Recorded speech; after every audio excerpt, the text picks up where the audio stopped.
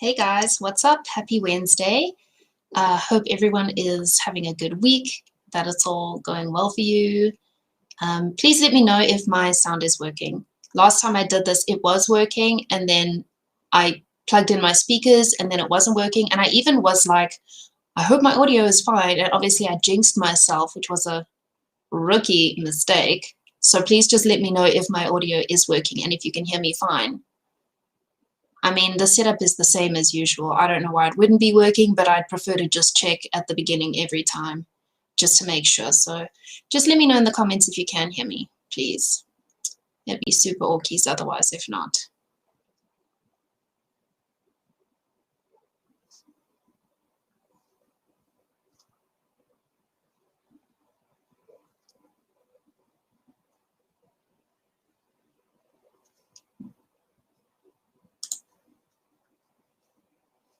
Okay, cool. So today I'm going to be reviewing a submission from Simon Hussey, who is a debut on the Rookies site.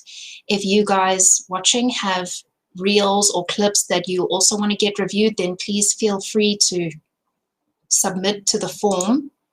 Maybe I can get a link to the form and put it in here. Let me try to do that.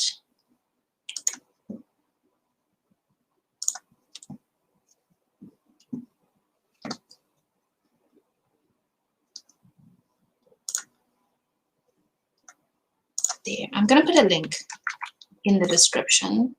And then if you guys also want to fill out the form and get some feedback on your stuff too, then please feel free. You are totally welcome to do that.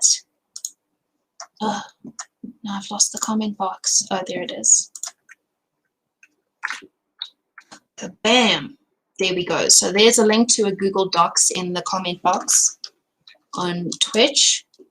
I don't know if it shows up on Facebook and stuff like that, but if you guys want to enter your stuff and just fill out the form just to get some feedback on it, then please do. Otherwise, I'm just going to start and let's go through Simon's shot that he sent. It's one shot. It's a really nice one. Let me just share my screen.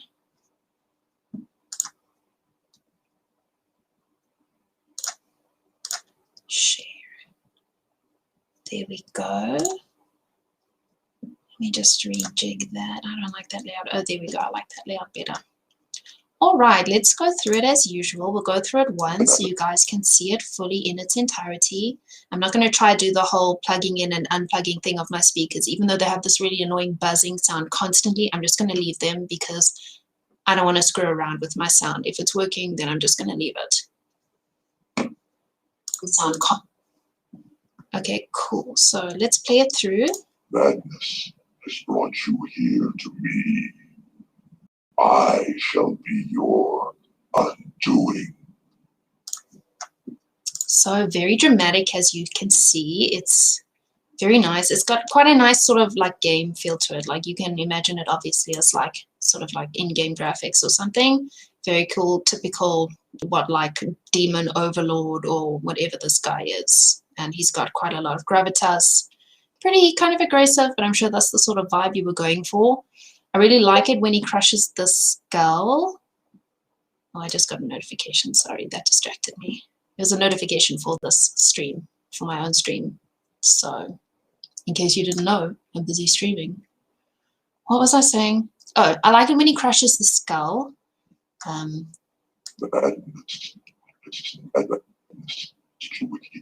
There.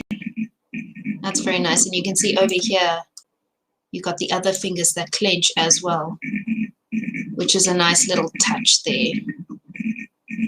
Little bit of a detail that you might not like think of originally. So nice that you put it in there. And then there's that little moment afterwards where he's like, oh yeah, I caught it. He's like reveling in his badassery. That's quite a cool little touch. Nice little pause there before he moves on to the next beat. It's a very nice little detail. I shall be your undoing. So I like the camera angle as well. When you start at an angle like this, it's nice not to have it just like full straight on vanilla camera angle. And obviously you've got a bit of a low angle there as well to show that he's in power. We're supposed to feel like a little bit intimidated by him. So that's really good use of camera angles over there. I think instead of that camera truck to the side, you could probably like punch in. So here, there's like a track to the side like that. What you could possibly do,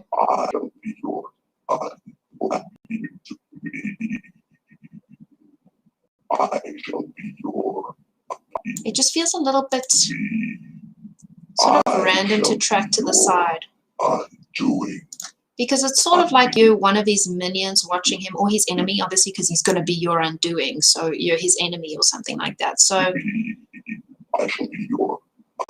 it feels a little disorienting to walk to the side like that if you were like watching him. I feel like it might be a bit more dramatic, a bit more effective if you sort of like punched in on him. So like had a camera cut and had him actually look at the camera as if it's a POV angle and you like the person who he's busy threatening. That would be a lot more dramatic, I think. And, you know, cutting up the shot a little bit like that will also add a bit more dramaticism to it rather than this slow truck to the side. I shall be your undoing.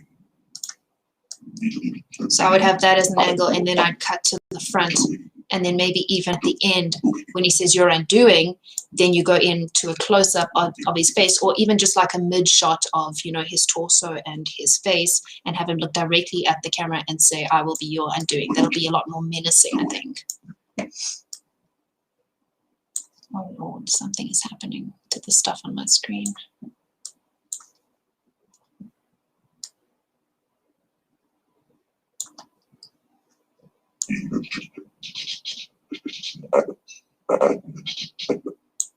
Madness has brought you here to me. So the throw of the skull, hang on, let me just mute it quickly. The throw of the skull lacks a little weight. Let me just play it again for you. Do you see what I mean? It's a bit linear. It just sort of goes up and down all at the exact same speed there. So I would definitely add a little bit of like a fast in as he throws it up. Obviously that force behind the throw. Fast in, go up into the arc, slows down a little at the top, and then fast out again as gravity catches up with it and it falls back down into his hand. Just to give it a little more weight as he throws it. And also I would just add a little bit of a drag on his hand as he brings it up. So drag and then up, and the hand sort of, it has that follow through there, which is great. And then as it catches, it should bob back down again as well, as a little bit of a follow through on that action. And as he catches it, just watch this section of his arm, because there you see that, look how rock solid that is over there for a few frames. His shoulder should definitely still be moving there, and a little bit more on the elbow as well, because he's anticipating catching it. And at the moment, that whole section of his arm over here is just rock solid as he's waiting to catch it. So just give it a little more movement over there, just to make the movement feel a little bit more natural. So there, because obviously you've got the torso and then it kind of also pauses, which brings more attention to that very still arm. So obviously once you have the shoulder moving there a little bit, also the torso would have a little bit of movement there as well.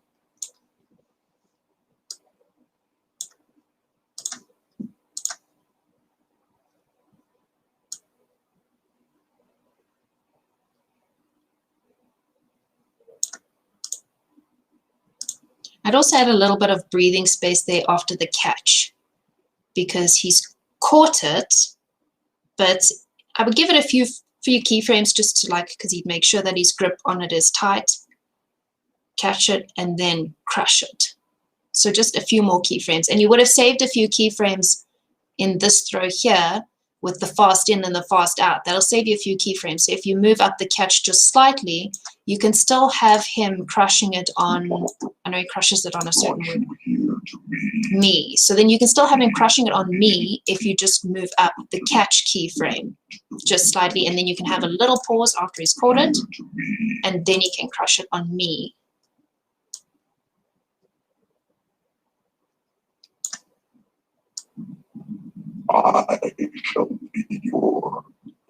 I like that roll that you have on the arm. That's a very smooth movement that you've got there. I shall be your. I shall be your. And I like the hand movement there as well. That's very nice and smooth. I would just have a little more movement on the elbow. It's like a counter action to the wrist. So if, I don't know if you can see, can you, hang on, let me see what you can see from here. So if you do the movement yourself, you see how your elbow counter rotates. You see what I'm saying? So it kind of moves opposite. When your wrist is up, your elbow is down, and vice versa. So I would add a little bit of that to the elbow over here. It feels a little stiff. It's a great movement, but it's just the elbow, I think, needs to sort of counter. As the wrist goes down, the elbow needs to come up slightly. There, the elbow would come up a little, and then it would go back down again over there.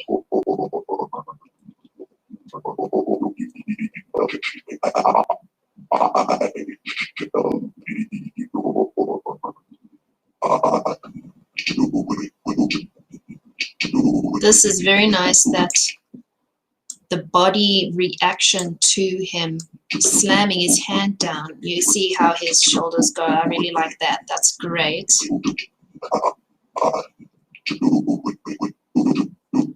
I would just push it a little further on the hand as it's slamming down.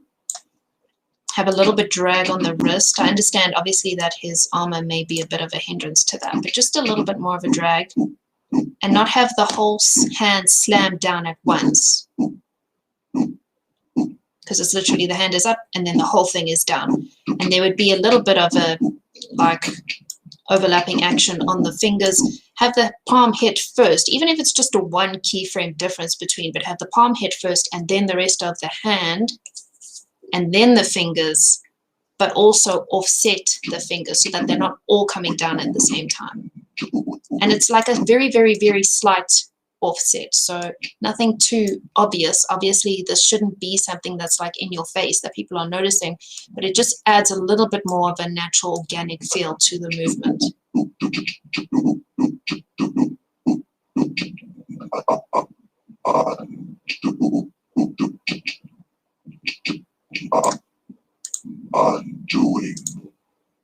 And I would add just a little bit more of an arc to this movement here. Just a little bit straight as it comes down.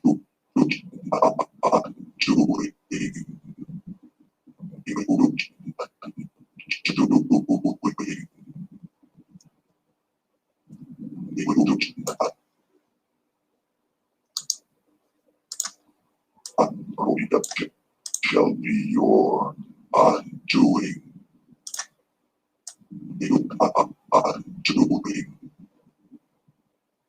Let's look at the lip syncing. I noticed that the name of it is Goliath Lip Test Render. So I assume it's just, you know, my deductive reasoning skills that this was you testing the rig or the lip syncing or whatever. So let's take a look at the lip syncing here now and just go through that. Okay, so I'm looking specifically at lip syncing now. Madness has brought you here to me. I shall be your undoing. Madness has brought you here to me. I shall be your undoing. So with regards to the lip syncing, it's good you've got the phonemes in there, and you obviously know not to over exaggerate them, because it can get a little bit too busy sometimes when people try to fit too many in. But I think I'd pay a little bit more attention to the tongue. At the moment, there's a sort of a thing there. Let me try and zoom in. Ooh. Oh, okay, there we go. How do I move it over? Aha. Aha. I've been using this app for so long and I still don't know how to use it properly. But I'm learning as we go. So there's a sort of a lighter shape in here. Let me change my pen, that'll be easier. There is a shape inside his mouth that looks like it could be a tongue. There. That dude over there. There's like a little thing there that looks like it could be a tongue. But I'm not sure if it's the tongue or the back of his mouth, but it looks like a tongue. And because it looks like a tongue, regardless of whether it's the back of the mouth or the tongue, it looks like the tongue is just sitting there in his mouth the whole time, not doing anything. Like there again. It looks like the tongue is just sitting there. I think it's possibly just the back of his mouth. But there's no tongue action going on here that I can see. I don't know if it's just the angle or something, but... Madness has brought you here to me. I shall be your undoing. Yeah, I don't see the tongue moving if there is a tongue there. So I don't know if the rig has a tongue or not, but tongues are pretty important for lip syncing and for forming, you know, believable words and believable lip syncing. Oh, hello, Packed Primitive. Sorry, I didn't see your hello. I don't know when you sent that, but hello. Thank you for joining us/me. I don't know how many people are watching now. 2 maybe? But thank you for joining me. I hope you're having a good evening. What was I saying? Oh, I'd pay more attention to the tongue. So that shape looks like it could be the tongue, but I'm not 100% sure if it is. And tongues are quite, I was going to say expensive. Tongues are quite important for lip syncing. So, you know, if you think about the word madness, your tongue comes up behind your teeth, and you see that when somebody is speaking. So it just feels like it's lacking a bit of tongue. If he doesn't have a tongue, I hope he does, but if he doesn't have a tongue, I would maybe look at just shading the back of his mouth a bit darker so that this shape here doesn't trick us into thinking it's just this lazy tongue sitting in his mouth not doing anything, because it's kind of, it brings more attention to it than if it just wasn't there looking like a useless tongue. So just think about that. If he doesn't have a tongue, that could be a solve, is just shading the back of his mouth a bit darker so that thing doesn't make us think that there is a tongue.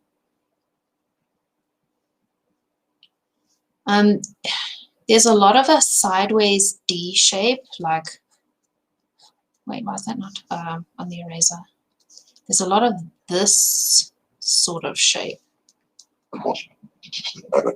See the sideways D shape.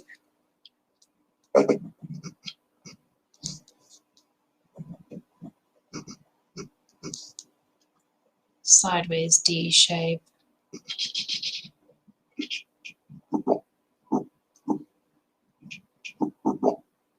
Okay, I guess that's a little more narrow, but it is still sideways D shape. Again, just slightly bigger sideways D shape. Do you get what I'm saying? So I would mix it up a little bit. Obviously, again, you don't want it to get too busy, but firstly, you don't want to have too much of the same recurring shape for different phonemes, because like mad and nis are quite different. Like the nis part is pulled a lot more outwards at the corner of the mouth, and the mouth is narrower, while madness is slightly more open mouth. So just make sure that you are using more different mouth shapes, not just recycling the same mouth shapes. Again, there, see, sideways D shape. I shall be your undoing.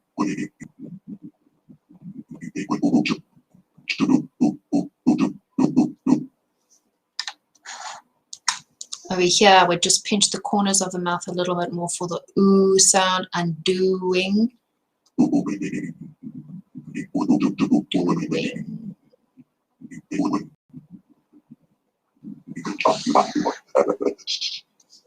And I would also just, it's a very uniform shape, the sideways D shape. But all the mouth movements, it looks a little bit like, thank you, I'm glad you find it interesting. Because I worry sometimes that it's boring, so thank you for that.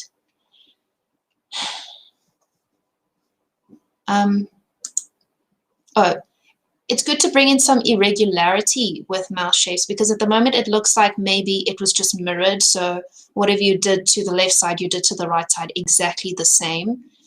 And, you know, most people's faces, in fact, all people's faces, unless you're like, I don't know, some actors, they say have perfectly symmetrical faces, like Tom Cruise or something. I don't know if it's actually really true. But even so, the muscles are not symmetrical. Like some muscles are stronger than others, and they will pull your facial expressions in different ways. Like no facial expression is ever perfectly symmetrical. So I would just sort of mix it up a little bit and not have such perfectly symmetrical mouth shapes, because if you look at them,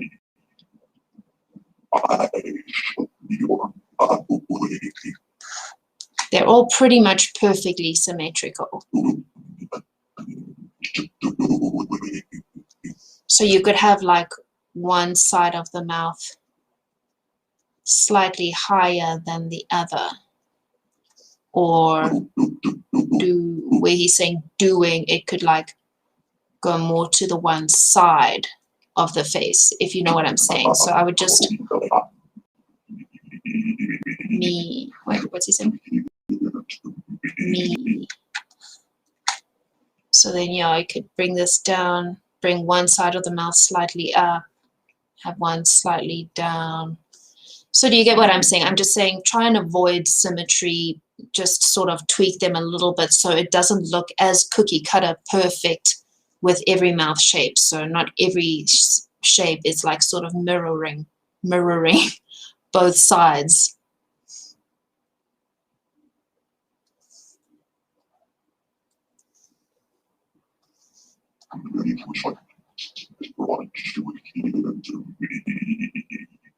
One other note that I would say is that if you watch the jaw, it's going up and down quite a lot. And if you think about when you're talking, your jaw doesn't always go up and down so much. Like obviously, if you're opening your mouth a lot for a lot, then your jaw opens a little bit more, but it doesn't move as drastically for every word that you're saying.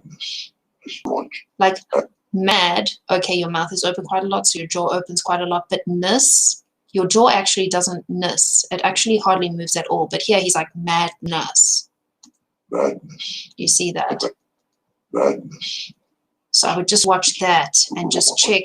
A good thing you can do is actually just put your head face on your hand and say the words and actually see how much your jaw moves when you say the same words. Like here to me. Me is slightly less. So I would just watch that as well. The jaw goes up and down quite a lot. And it's also a very up and down movement rather than a rotation from the jawbone. If you think about how your jaw actually rotates from the bone over here, it's not so much of an up and down. So maybe just take a look at that and tweak that a little bit. I shall be your undoing. But on the whole, it's a super good shot. I mean, like I always say, I'm just giving you feedback and just some little things you could possibly work on just to push it to that next level. But in and of itself, it is a really good shot, and you've done really well here. It's still effective. I mean, it's a good shot. I shall be your undoing. There's some things that are really great, like when that hand comes down again, like I said. That shockwave through the body, it's a really nice detail. The fingers over here on this hand, really great how they react as he's speaking and stuff. So it's just a matter of taking those same things and just bringing them through into the other parts of the body. So you already know what you're doing. You've already got them there. It's just because there's so much to think about when you're animating. There's so many parts to a body that you have to think about, and it can be difficult thinking about them. That's why it's actually good to do this and send your work to somebody else to look at. So even if it's not, it doesn't necessarily have to be like a professional like me in the industry. You can just show your stuff to anyone really and ask for their feedback. Ask them what they think might make it more believable, or some parts where they feel like the shot is lacking. Ask other students, like your classmates, your peers. It's just good to get feedback and get other eyes on your stuff. So hopefully the stuff that I've said makes sense, and hopefully it is helpful. And even if you don't use it on this shot, maybe just think about it for your next shots, like the tips on lip syncing and stuff like that. Yeah, I hope that it was helpful. I hope I didn't talk too much. I thought this would be quick because it's such a quick shot, but then, you know, when a shot is quick, then you feel like you can go more in depth on things and really look at them, and then it kind of just snowballs. So thanks for sitting this long, packed primitive. I don't know if you're the person who sent in the shot, but thank you anyway for sitting through this and watching. I hope it was helpful. I'm glad that it wasn't boring. And yeah, anyone else who ends up watching this, thanks for watching. Hope it was helpful. Have a good rest of your week. I'm going to peace out now.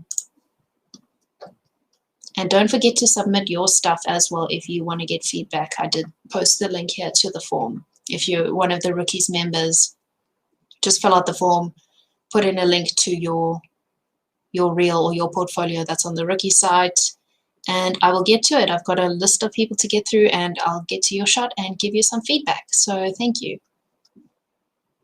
Have a good week. I said that already.